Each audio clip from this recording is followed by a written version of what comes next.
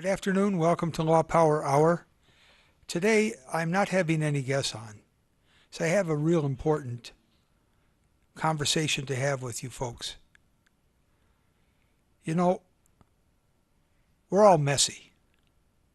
Each one of us has a messy life, whether we believe it or not. It's kind of complex. The reason it's messy is we've got bills to pay. We've got family. We've got responsibilities. And when we get ill, or we get older, or when we die, we haven't made any preparations. You know, every week in my office, I get telephone calls about problems that people have because they haven't made any plans. They haven't made any preparations. They haven't done any advanced planning. With rare exception, do I ever find anyone who has their affairs in order, who isn't sloppy about how they handle their personal affairs, including me. And I want you to know, when it comes to personal affairs, none of us really take the time to put things in order. I'm going to share some interesting stories with you tonight about this, because it's real important when I give you these fact scenarios that you understand that the stories, or the scenarios as I refer to them, are true stories that have occurred within the last 4 months. I will not name one person, but I will tell you that these individuals come from all walks of life. So it doesn't matter whether they have money or they don't have money. There are problems that exist on a day-to-day basis when you get ill, when you reach advanced age, or when you die. And if you don't prepare, if you don't take the time to prepare, you've created a bigger mess for your family. Now, let me start out by telling you that the only person that I know in the last 5 years that I knew personally who had all their affairs in order was my late father-in-law, who recently passed away. He had every bit of his affairs in order down to his burial, and how he wanted to be buried, where he wanted to be buried, and what kind of service he wanted, who would attend, and what he would do. But for the most part, 99% of us do not have anything in order. And the first and most important thing that we have to remember is that you have to put your financial affairs in order. Whether you have money or you don't have money, you still have financial affairs, because you have income, whether it's fixed income or you receive a pension or you're working, and you have debts and you have responsibilities. You may or may not have savings. You may or may not have investments. You may have Social Security or a veteran's pension. You may or may not have life insurance or burial insurance, but no one takes the time. No one takes the time to put things in order. And I'm going to give you the first scenario, and we're going to talk about how we as individuals can do a better job of putting our affairs in order. First and foremost, let me share this story with you, and it's a real nightmare. A 57-year-old man comes home from work, and he's talking to his wife. It's a second marriage. He has adult dependent children. One of his children is autistic, so he has special needs. The 57-year-old man, while he's talking to his wife, keels over on the couch. There's no advanced planning. He had a will, he had a trust, but they were outdated. But he still had a lot of responsibility. He didn't make any declarations as to how his funeral should be held, when it should be held, how his burial should be handled. No one knew whether he wanted to be cremated, buried in a crypt, or buried in the ground. So they left it up to his second wife. No one knew if he wanted a religious service or he just wanted everybody to attend and talk about him. Well, he ended up having a service where everybody talked about him. There was no minister, there was no priest, there was no rabbi. We really don't know what he wanted because nobody took the time to advance plan these issues. Well, here's where it gets real complicated. He had a mortgage on the house, but he made no provisions as to how it was going to be paid off. He had 3 cars that he leased. There are no provisions on how to take care of those cars. So here it is 2 months since he died. And all of this debt is mounting. And everybody's running for cover. They're literally running for cover. I got my hands on top of my head because they don't want to deal with the problems, but everybody has to deal with the problems. Well, the big question is, who's going to get the money? Who's going to provide for the autistic child? Who's going to provide for the widow? Who's going to pay the mortgage on the house? How are they going to get out of savings? How are they going to get out of his investments? And how are they going to responsibly resolve his business interest? Well, let me tell you, if it had all been planned out in advance, there'd be no problem. If he had an updated will, because for those of you who have wills and then you marry, your will really doesn't accomplish what you want it to. Because if you're a man and you die and you have a will and it doesn't cover your present wife, she can elect under Michigan law to take against the will, and she can receive up to 50% of the estate depending on the number of children that you have. So you need to have some advanced planning. That's just one example that we're dealing with in our death environment that we're talking about when you die. Now another example is a person who's had a long-term illness. And because they've had a long-term illness, they've been sloppy about not having a will. And they own a house with their spouse that they've been married to for 50 years. And they own another rental property in their name exclusively. When they die, that second property doesn't pass automatically to the spouse if they're children of the marriage. So there has to be some advanced planning. There has to be some decision making on the part of the family in advance of a person dying as to how property is to be distributed. If there's no planning, that property will sit there and taxes will go on. Responsibilities for maintaining the property will go on. House payments will go on.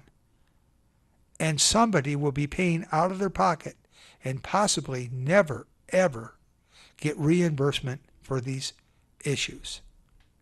Now, in the second example that I just shared with you, after the man died, his wife and daughter came to me with 2 different wills, drafted on the same day, and say, well, why don't you select which one of those wills works better for the family? I said, we can't do that as lawyers. That's against the law. There can only be one will, because the will is a means of speaking from the grave. It's when a person dies and they've made a will, that will sets out how they want their affairs carried out after they die. That's why it's very, very important to have your affairs in order. Now, what should you do to have your affairs in order? Well, since we're talking about death first, let's talk about what we should do. Number one, we should have a list of all the income that you receive and all your debts. We should have a list of your savings and your investments, if you have any, or your Social Security or veterans benefits, insurance contracts, and they should be put in one place. And you should let a member of your family that you know who is responsible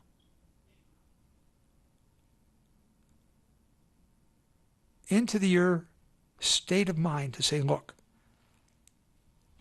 this is where we keep all the documents. Hold on for a second. We have a call. Good afternoon. Good afternoon. Since you're talking about the subject of death and wills and things like that, could you address when children have standing to make a claim against an estate? For instance, if a child's adopted or if they become a foster child and let's say the father had nothing to do with them, but yet there was paternity. Upon that father's death, can that child make a claim on that estate? Or, what's the difference for the standing for children who are adopted, not adopted, estranged, underage, those types of things? Because that seems to be coming up a lot with people I know. And I'll listen off the air if I could. Okay, let's talk. Thank you. Let's talk first about children who are adopted. Children who were adopted into your family are treated the same as natural children. That means if you have three children and you adopt a child, that child is treated the same as a natural child. Foster children, on the other hand, are not natural children, and foster children have no claim. Children born out of wedlock, that means if you have a child and paternity is acknowledged, that child has a claim. And it's very, very important to understand the distinctions here. An adopted child has a right to Social Security benefits if that child's a minor, and an adult has a Social Security account. Not an SSI account, but a regular Social Security account. A child who was born out of wedlock and paternity has been established also has a right to receive Social Security benefits and can make a claim against the estate. Now, if a child is making a claim against the estate and the child is a child born out of wedlock and paternity has been acknowledged, in other words, the parents weren't married and paternity is acknowledged, and that child makes a claim, then that child would need a guardian and a conservator to make the claim on behalf of the child. A guardian for the child to make sure that the day-to-day affairs are taken care of, and a conservator to manage the money. When I come back, we'll get into another discussion about this, and we'll take a break for a minute. Are you in legal trouble? Are you in need of legal advice? Or just have general legal questions? Watch Law Power Hour and get your questions answered by experienced attorneys who are experts in their field. Know your rights. Watch Law Power Hour, hosted by Barry Keller, attorney at law, Tuesdays at 5 p.m. here on WHPR, Detroit Live.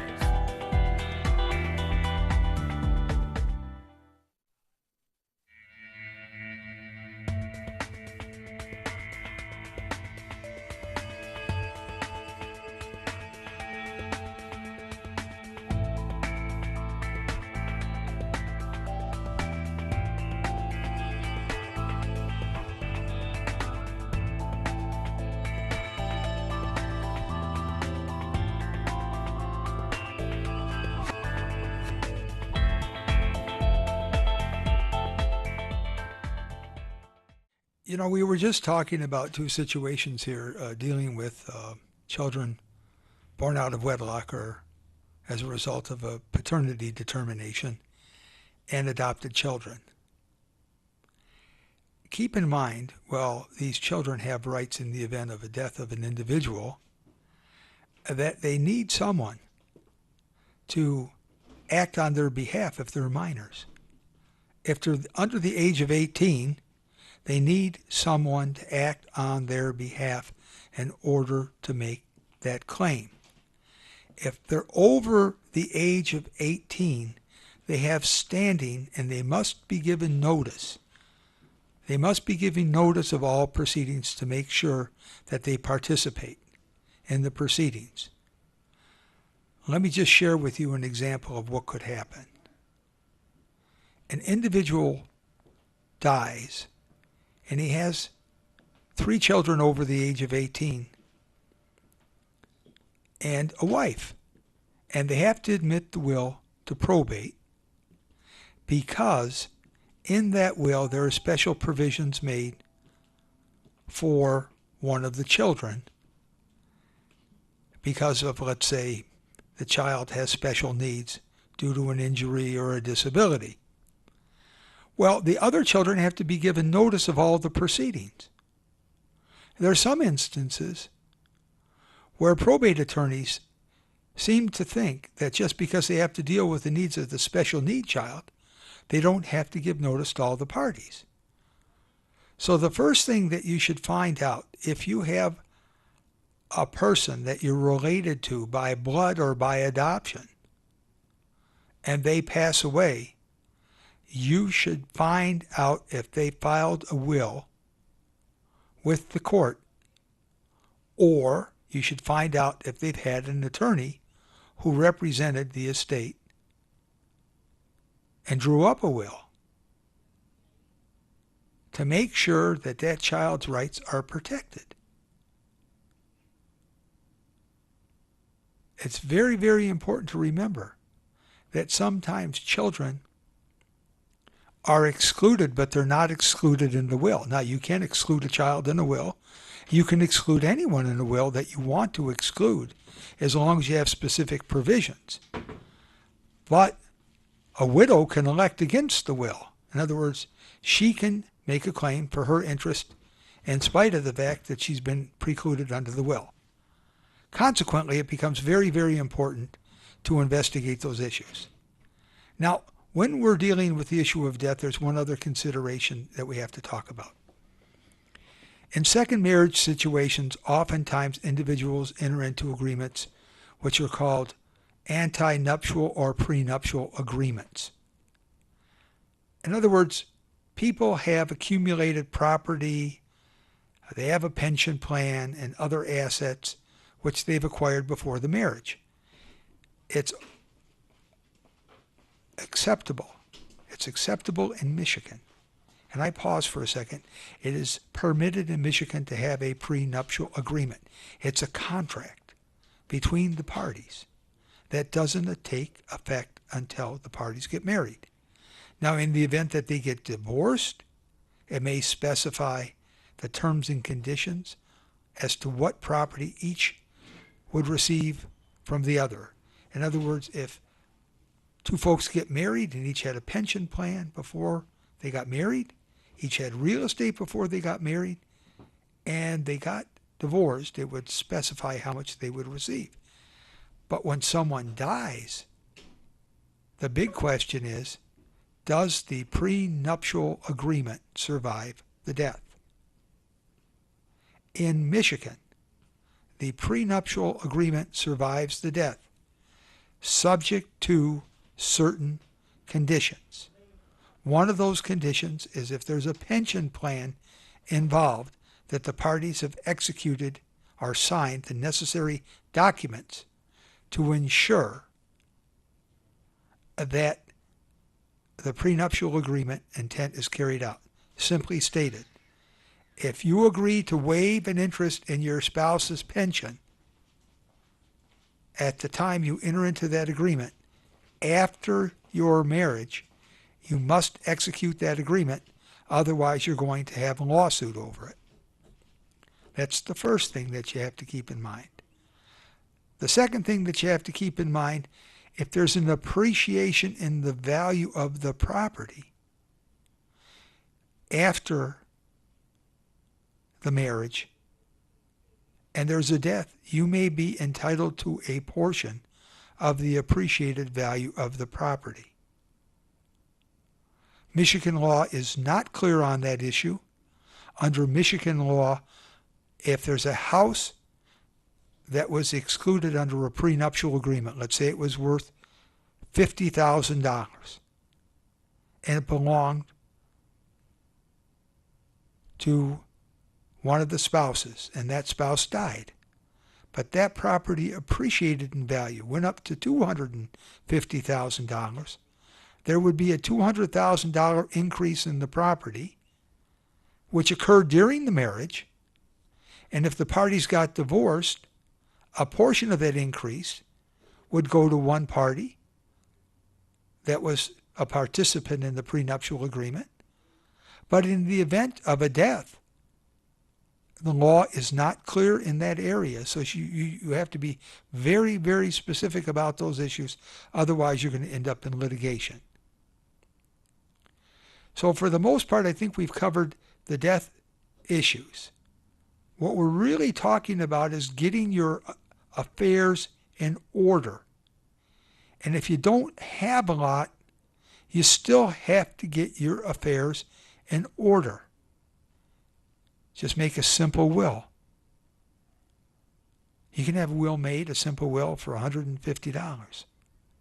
You can transfer your house without a will using the Ladybird Trust for $150. With the Ladybird Trust, you can designate the person that you want to receive the house in the event of your death. You can put somebody on your savings account as your survivor, and you don't need a will. You can put someone on your investment account as your survivor, and you don't need a will to cover those items. And you can have a beneficiary on your insurance contract. You don't need a will. What you really need a will for is to keep an orderly transfer of property if you're not going to make all of those other decisions during your lifetime. And they're real simple to do. Just call up a lawyer who understands what you need to do from a preventative point of view to protect yourself, so that in the event that you pass, your income, your debts, your savings, and your investments have all been responsibly managed. I know quite often when folks call me, I tell them, well, draw up a Ladybird Trust. Simply stated, Ladybird Trust gives you the right to pass your property and keep control of it during your lifetime. So you can stay in the house, keep control of it, but in the event of your death, it would pass to the person that you designate in the Ladybird Trust. The same holds true about your savings account, your checking account. You can name a beneficiary and still have full access to your funds during your lifetime. The same holds true about your investments. If you have an IRA account or if you have a pension fund, you can designate a beneficiary in advance of your death. When you don't designate the beneficiary, that's when the trouble starts. That's when the bone picking starts. There's no other way of explaining it. And that's when everyone seems to go in a different direction. The objective of a will is to keep harmony, if at all possible, after the untimely demise of an individual. But unfortunately, it doesn't operate that way.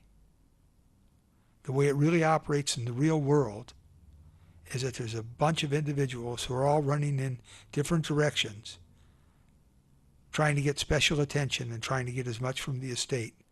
And I called them bone pickers, and I meant it. Instead of looking at the real situation, what was the intention of the individual who who passed away. I'll be back in a few minutes. We're going to talk about illness and old age because there's some real serious issues here that we have to deal with. Are you in legal trouble? Are you in need of legal advice? Or just have general legal questions? Watch Law Power Hour and get your questions answered by experienced attorneys who are experts in their field. Know your rights.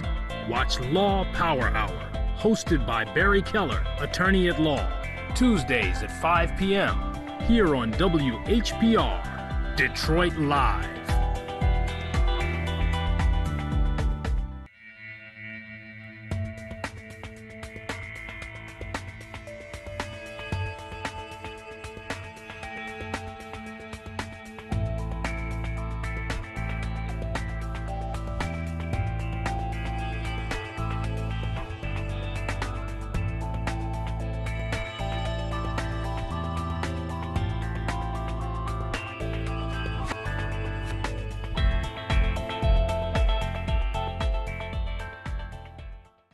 You know, if you get ill, you have a lot of issues that you have to take care of that are not dissimilar to those issues that you have to take care of in advance planning for death. However, if you're ill, you can get better.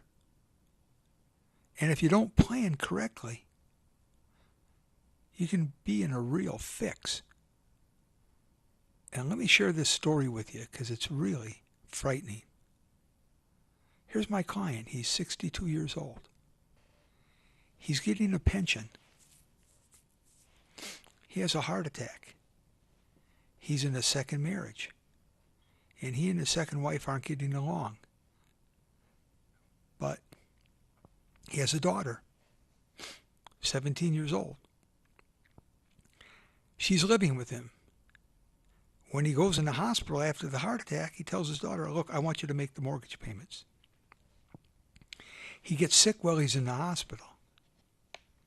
He's in the hospital for 90 days. And every month, he tells his daughter to write a check to the mortgage company. Well, he gets out of the hospital.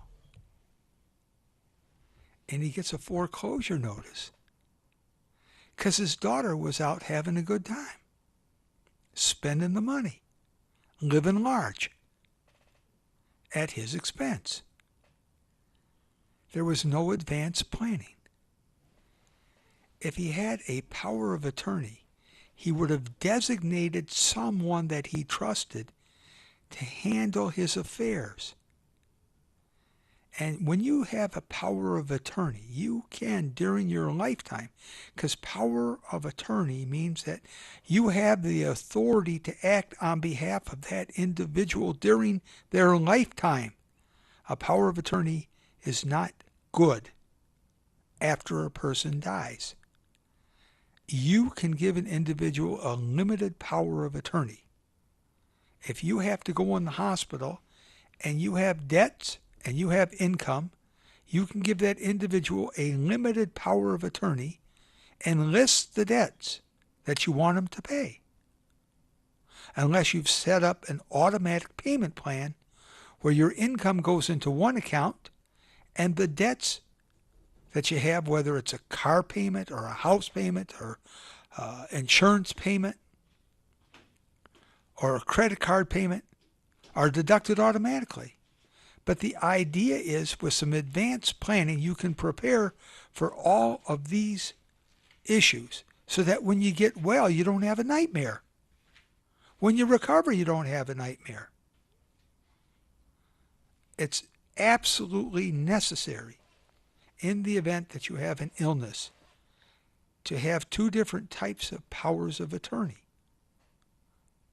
You don't want to hand over complete control to one individual to handle your financial affairs and give that same individual the right to make the decision as to whether you should live or die.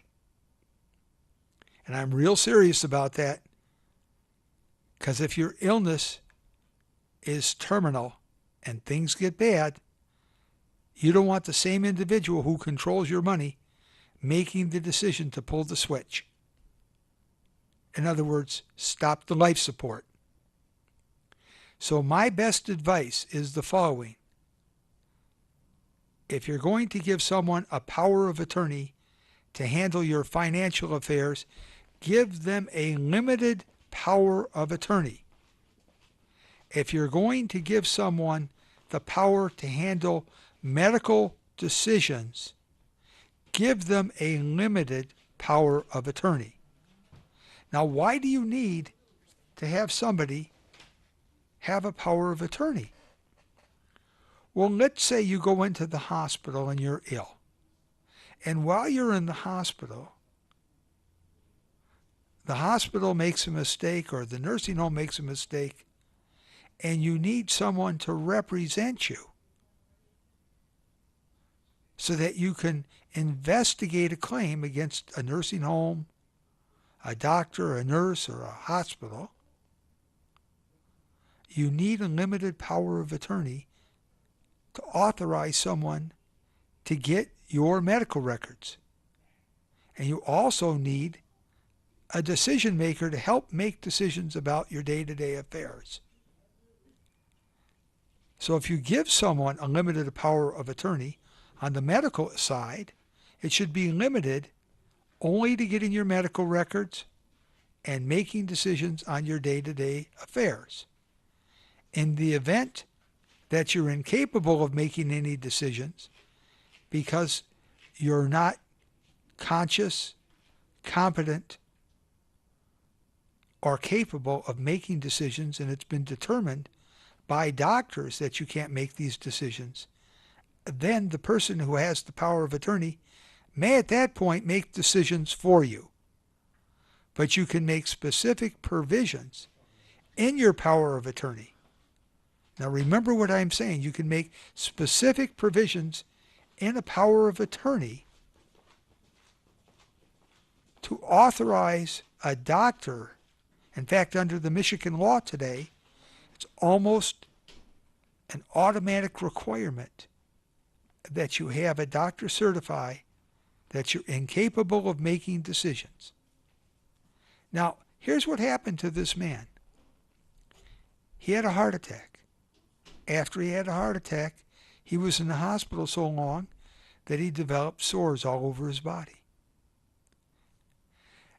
After he developed the sores, he developed an infection and he was unconscious for a while. And he was heavily medicated, so he couldn't make any decisions. But he didn't have the necessary paperwork. So from a sustainable life where he could pay all of his bills, take care of all of his responsibilities, and maintain his house, when he's on the road to recovery, now he's faced with foreclosure. He's faced with losing his house because he cannot manage his affairs. He's faced with losing his car because he can't manage his affairs. And he's faced with back taxes because his bill hasn't been paid. And his water bill hasn't been paid for that matter. So these little simple things that we look at, we take for granted in life. We got a roof over our head, thank God. We got a place to lay our head on a pillow, pay our bills. None of them are being taken care of. And the thing about illness is that we don't know when illness is going to knock on our door. Believe me, we do not know when illness is going to knock on our door.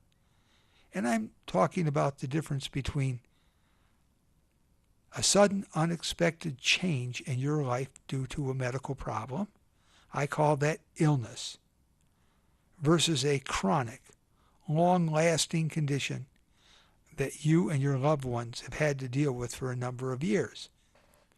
And when you have to deal with chronic, long-lasting, in fact, the term chronic actually means long-lasting, medical conditions, you still have the responsibility to work together in making sure that all of your paperwork is in order. How are your affairs going to be handled during your lifetime? Who's going to be your caregiver? In the event that you're disabled, are your loved ones going to take care of you at home if they have the choice? Or are you going to be placed in a nursing home to potentially rot away and nobody pay attention to what's going on with you? I've seen it many times. You get old, you have a medical problem, it's a chronic illness, they just place you in a nursing home and forget about you. And sure as God made little green apples, your life is going to deteriorate rather rapidly. So you need to make some advanced decisions on planning on how you're going to manage your affairs and who's going to assist you in managing your affairs. Otherwise, somebody is going to be milking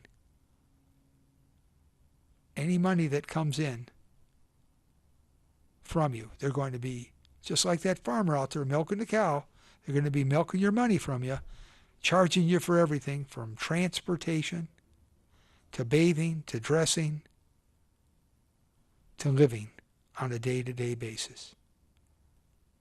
And you shouldn't allow that to occur. I just had to deal with a case where a lady was a guardian over a senior, and Grandma had a bank account. She had about $50,000 in the bank account. Well, granddaughter went out and bought herself a new car at Grandma's expense. She said she needed it for transportation. What she forgot to do was get permission from the court. That's why you have to have advanced planning. If you have advanced planning, you say, in the event that I become disabled and I can't drive, I want so-and-so or X person in my family to be responsible for my transportation, and I want the court to permit them to get reasonable transportation for me. This makes sense. You're better off having an outside guardian and an outside conservator than having somebody in your family take your money and use it at your expense. That's the practical side of it. In the event that your illness is chronic and you don't return home, then you need to have, as I call it, advanced planning for your death. And that is very, very important, that your caregivers know how you want your life to end. Do you want to have hospice? If you want hospice, how the end of your life is going to occur is very important. We have some new laws coming up in Michigan today where we can make decisions on how we want to terminate our life. I guess Jack Kevorkian didn't have such a bad idea, but it's the way he did it that people didn't like. So now the legislature is going to allow us to participate in making decisions on how we want to end our life. It's not such a bad idea, but it requires planning. And that's why it's very important to get legal assistance during your lifetime. This applies to everyone. It has nothing to do with money. It has to do with dignity. There must be dignity retained for people, whether they're ill, old, or facing death. And the only people who can provide that dignity are the individuals who are healthy and in good spirits. And that's our responsibility to make sure that these things are done so that there's quality of life at all levels for individuals. I'll be back in a minute. Thank you. Are you in legal trouble? Are you in need of legal advice? Or just have general legal questions? Watch Law Power Hour and get your questions answered by experienced attorneys who are experts in their field. Know your rights. Watch Law Power Hour, hosted by Barry Keller, attorney at law, Tuesdays at 5 p.m. here on WHPR. Detroit Live.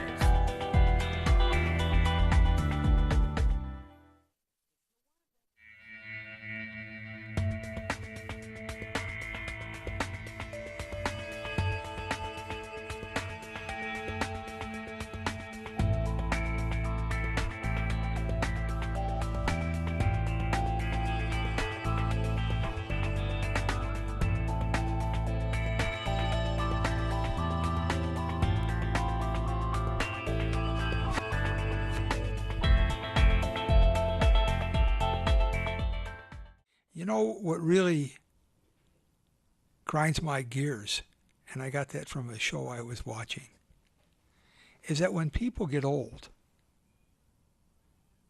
they're not treated with respect the way they should be treated with respect by many different segments of our society.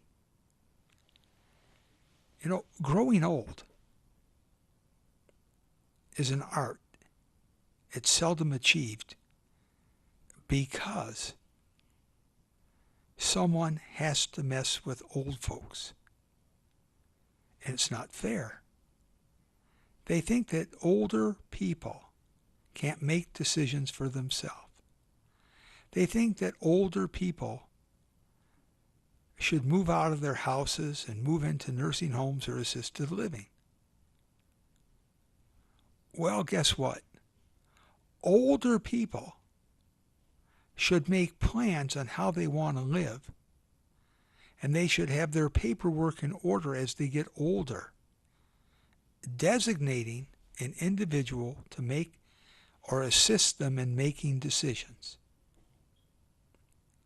During their lifetime, they can enter into documents in which they set out how they want their old age managed, where they want to live, how they want to live, so that there's dignity in their life. You see, older individuals have a lot of special needs. Not only do they have needs to have adaptive devices in their house, in other words, they may need grab bars in the shower, they may need assistance or rails in the house, they may need special chairs to sit in, they may need a scooter when they go to the grocery store.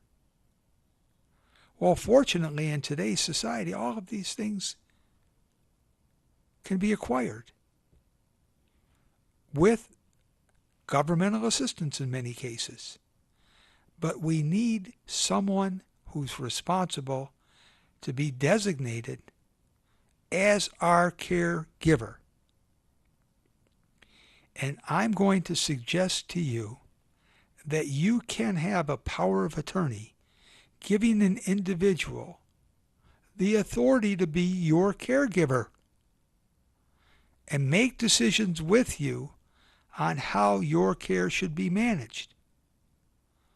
If you have to give up your right to drive a car because your reflexes are bad, your vision's bad, or you've reached a point where you consider yourself not really responsible to drive a vehicle, you need to have somebody set up a means of transportation for you so that you can get to the places you want to get to. Whether you want to go to the barber shop, go out to lunch, or go to the mall. With assistance. Make sure that you have funds set aside so that there's an allowance for these activities, if you can afford it. And the best way to do it is to set up a plan for seniors. Now, if you're going to live at home and members of your family are going to come live with you, then you have to make special provisions through a will for those individuals in the event that something happens to you. Because you don't want them staying in the house without a will, making a claim that they're entitled to the house. This happens oftentimes in family situations. Mom passes away, dad's at home alone, dad's in the house. A couple of the kids decide to come home and live with dad, and dad dies, and there's no will. Let's say there are 4 children and 2 are in the house and 2 are out of the house. The 2 in the house want to stay in the house and 2 outside want to sell the house. So it creates friction. And ultimately the house will be sold. So in old age, you should make plans on how you want to handle your day-to-day affairs. Now this applies to everyone, whether you have a lot of assets or minimal assets. If you have your own residence, very, very important. It's less important if you don't have your own residence. But if you have children, they have to be engaged in your life and participate with you to make it a meaningful life. Keep in mind that the best way to handle things when you're older is to give a limited power of attorney. Hand over limited control. Hand over the necessary control to handle the items on a day-to-day basis that relate to your health and your daily maintenance and care. Because as you get older, sometimes there are emergency situations and you have to go to the hospital. Well, you have to have a designated person in your family who's responsible for making decisions for you. If you don't have that designated person and one of your family members takes you to the hospital and another family member's at home, who's to know that the person that takes you to the hospital is making the right decision?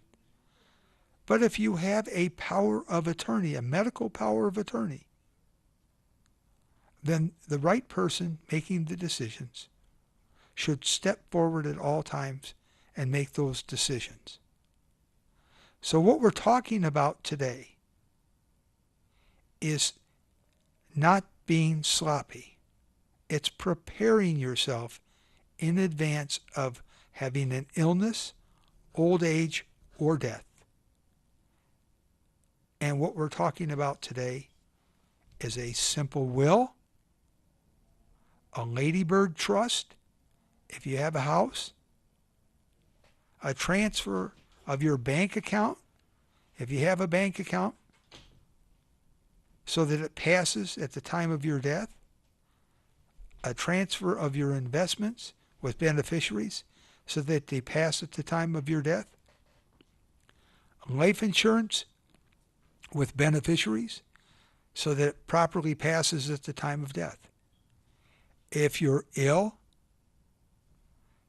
you want to hand over control to someone on a limited basis to make sure that your debts are paid.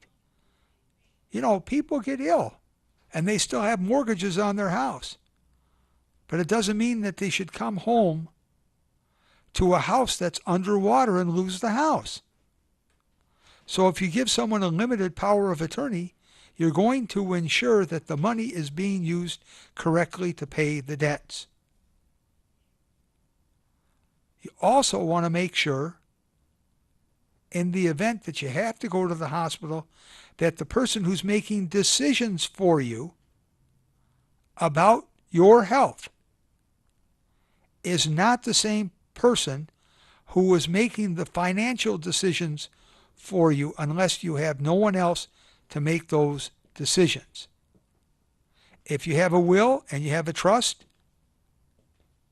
and you can afford to maintain your will and trust, then you make sure that it's updated.